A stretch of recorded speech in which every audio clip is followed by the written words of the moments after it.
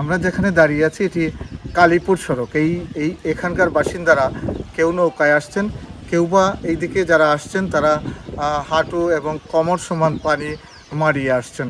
এটি দেখালে মনে হবে যে আমরা হয়তো এখানে বেশি পানি দেখানোর জন্য এসেছি, অনেকেরই সেটি মনে হতে পারে, কিন্তু আসলে এখানকার যে বাস্তবতা সেটি হচ্ছে সুনামগঞ্জ শহরের পূর্বাঞ্চল, সুনামগঞ্জ সদর উপজেলার যে দেখার হাওরের পাড়ের বাসিন্দা অর্থাৎ মোল্লাপাড়া, কোরবাননগর, লক্ষণশ্রী ইউনিয়নের বাসিন্দারা এবং দুয়ারাবাজার কিছু অংশের বাসিন্দারা এই ভোগান্তিতে রয়েছেন।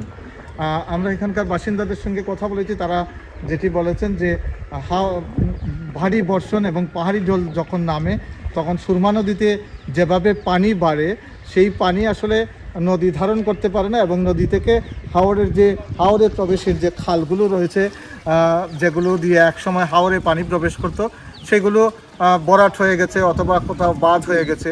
আমরা কালকে যেটি জেনেছি দুয়ারাবাজার থেকে সুনামগঞ্জ পর্যন্ত 15টি স্থানে আসলে সড়ক ভেঙেছে এবং এই সড়ক ভেঙে সুরমা নদীর পানি হাওরে প্রবেশ করেছে, অর্থাৎ পাহাড়ি জল যে এসেছে এই পানিও হাওরে প্রবেশ করেছে। আবার হাওরে যখন পানি এসেছে হাওর পাড়ের যে বাসিন্দারা আছেন তারা মহাদুর্ভোগে পড়েছেন। হাওরের পানি নামার যে পথ, যে খাল সংযোগ, নদীর সঙ্গে যে সংযোগ খাল যেগুলো দিয়ে নদীতে পানি নামবে সেই পানি আসলে নামছে না এবং খালগুলো হয় ভরাট আছে, না হয় বাঁধ আছে, না হয় অপরিকল্পিতভাবে সড়ক করা হয়েছে।